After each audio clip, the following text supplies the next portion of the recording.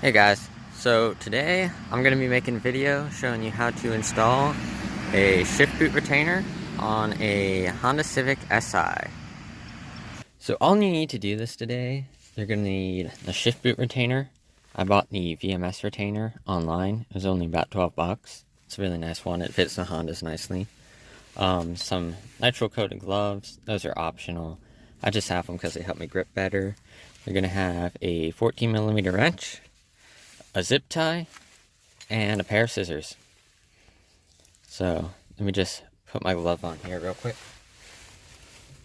And then you're going to take a 14mm wrench and go onto this bolt under here, under the shift knob, and they're going to turn the shift knob counterclockwise to get it off. This thing is heavy, so don't drop it. Oh, well, I tried. I'm going to turn this counterclockwise as well. Really easy to come off. It might require a little bit of force at first, so you're going to want to make sure you definitely try to hold the knob straight. You don't want it bending at all as you're trying to break it off. Then you just take the boot and lightly tug up on it. It'll make this plastic trim piece pop. You don't want to rip it, so there we go. Comes up like that. And they're gonna push it inside out, and you'll see that there's kind of a zip tie on here already, like a little connector there. I'm gonna take my scissors. We're just gonna get under there and try to cut it.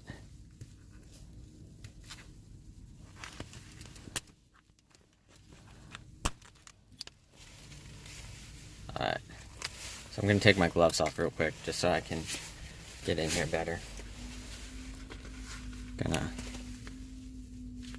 pull this out, just separate it from it. We're gonna take our new shift boot retainer and we're gonna push it in here, inside this hole. You might need to cut it a little bit to get it to fit, because it's a lot larger than the original one. Because I mean, here's the new one, here's the old one. It's a little bit different. Okay, so I did have to cut this a little bit more to get it in there, but I was able to shove it in and everything. It's in there now, right there. So what we're gonna do before we put our zip tie on, we're gonna go over, we're gonna screw this on, see which way it lines up. So you can see this part does not, this part does not line up with this. So we're just gonna slowly turn it. Now, I don't want to put the zip tie on that, because the way the SI shift knobs work is they don't sit on straight. So you have to twist this on as far as it'll go, and you can see if you look at it, it's not straight anymore. So what we do is we turn it back a little bit and bring this up to it. And I'm gonna put the gloves back on so I can get this in place really tight, because I don't want my shift knob falling off as I drive. This thing sadly does not leave as much room for the shift knob to screw on as I was hoping it would. But as you can see, it's not going anywhere, it's on there tight. But you can see our plastic has totally turned once again, which is why you want to make sure you get the knob and everything on. So that actually lined up pretty good. Okay, so you can see down here, we have where the ring goes for this. That's where we're going to put our zip tie.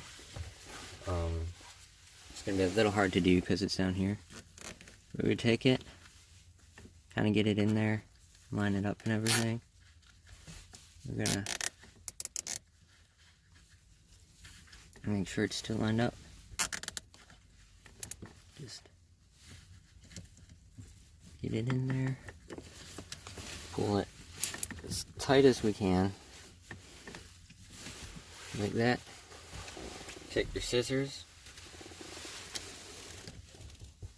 Oh my, well, my scissors are broken. So, hang on a sec.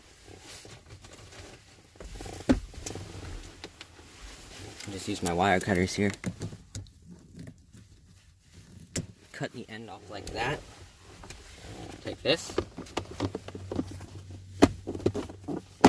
Just snaps back in place. Pull the boot down a little bit, unless you want it up. I like mine kind of medium. And there we go.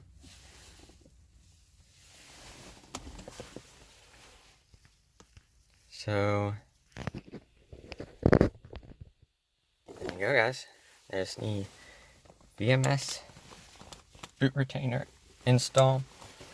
This will clean up your sagging boot issues with the SIs, because I know that's a common problem with these things. It looks a lot nicer too.